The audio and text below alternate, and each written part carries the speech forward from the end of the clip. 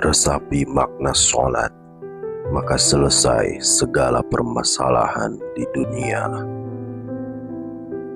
Segala persoalan bisa diselesaikan dengan sholat, yaitu sholat yang dimaknai sebagai upaya berkomunikasi dengan Allah. Yang bisa menjawab semua persoalan di dunia adalah Allah. Jika segala persoalan dikomunikasikan kepada Allah, pasti akan selesai. Misal, katakanlah pesantren saya ini adalah dunia. Bila ada permasalahan di dalamnya, seperti masalah menghormati tamu, menjaga kebersihan, mengelola uang syahriah, hukuman bagi para santri yang malas, aturan bagi santri yang pulang ke rumah, perbedaan pendapat, dan lain sebagainya, tinggal dikomunikasikan dengan pengurus saja. Pada akhirnya, saya sebagai pengasuhlah yang akan memberikan solusi terhadap masalah-masalah tersebut. Demikian halnya dengan sholat, bisa menjadi media untuk menyelesaikan berbagai persoalan. Jika sholatnya dijadikan media untuk mengkomunikasikan persoalan kepada Allah, sebagaimana pengurus mengkomunikasikan segala permasalahan dalam pesantren dengan saya. Jika hanya mendirikan ucapan dan perbuatan atau gerakan yang dimulai dengan takbir dan diakhiri dengan salam, itu baru iqamah as-sholah. Seperti halnya firman Allah, Bismillahirrahmanirrahim, Rabbij'alni muqimas sholati wa min dzurriyyati Rabbana wa taqabbal du'a. Ya Tuhanku, jadikanlah aku dan anak cucuku orang yang tetap melaksanakan sholat. Ya Tuhan kami, perkenankanlah doaku. Quran Surah Ibrahim ayat 40. Redaksi ayat ini menggunakan muqimas sholah, bukan musolliya, sebab Allah juga memberikan perintah dengan aqimus sholah, bukan sholawat, yang artinya mendirikan sholat. Maksud mendirikan sholat itu adalah meragakan pengabdian kepada Allah dengan ritual-ritual gerakan yang sudah ditentukan. Sholat dengan mendirikan sholat itu dua hal yang berbeda. Kekhusyuan dalam sholat biasanya juga hanya didefinisikan dengan sholat yang tidak bergerak, serius, mata menghadap tempat sujud, tidak menoleh-noleh, dan lain-lain. Itu sebenarnya bukan khusyuk, tetapi baru tumakninah. Sholat khusyuk itu bukan hanya tumakninah. Sholat khusyuk itu sholat yang bisa diimplementasikan dalam kehidupan sehari-hari. Inilah yang saya pahami yang barangkali berbeda dengan pemahaman orang lain. Saya sangat menghargai pendapat orang lain, dan sebaliknya, semoga orang lain juga bisa menghargai pendapat saya. Perbedaan pandangan itu ada karena kita melihat dari sudut pandang yang berbeda.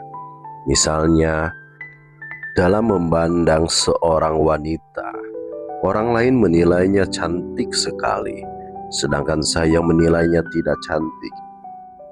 Perbedaan penilaian ini karena perbedaan sudut pandang yang bersifat subjektif.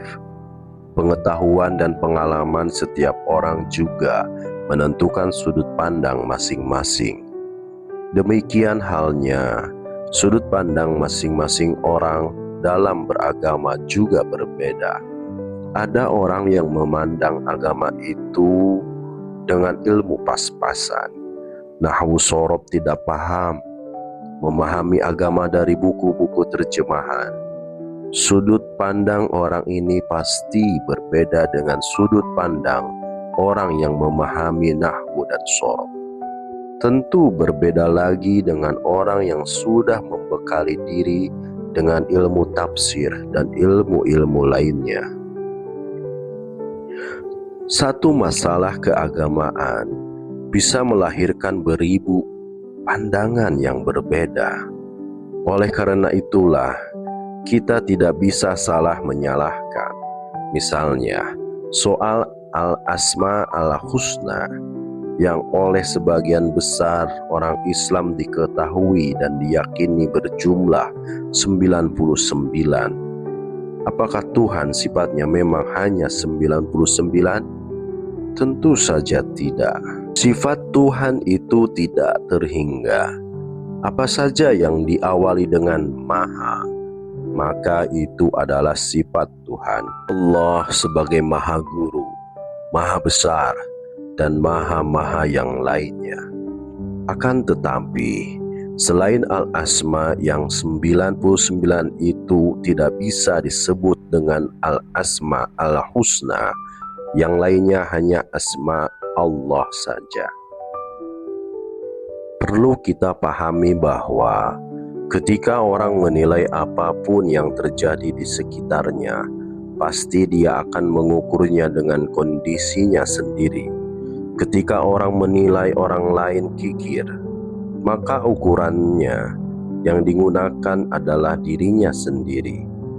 Menilai suatu rumah itu bersih atau kotor, ukurannya adalah diri orang yang menilai. Demikian halnya manusia ketika mendeskripsikan Tuhan. Dia mengukur dengan ukuran dirinya sendiri. Manusia bisa melihat, maka disimpulkan bahwa Tuhan juga pasti bisa melihat. Manusia bisa mendengar, berarti Tuhan pasti juga bisa mendengar, dan seterusnya. Kemudian, hal ini dirumuskan oleh Imam Al-Maturidi menjadi sifat wajib 20, sifat mustahil 20, dan satu sifat jaiz. Sedangkan Rasul memiliki 4 sifat wajib, 4 sifat mustahil, dan 1 sifat jaiz. Jumlahnya menjadi 50. Dengan memahami ke-50 sifat ini, sudah cukup bagi manusia untuk bertauhid. Sifat Tuhan itu didefinisikan berdasarkan penghayatan seseorang kepada diri sendiri. Saya berikan analogi ini.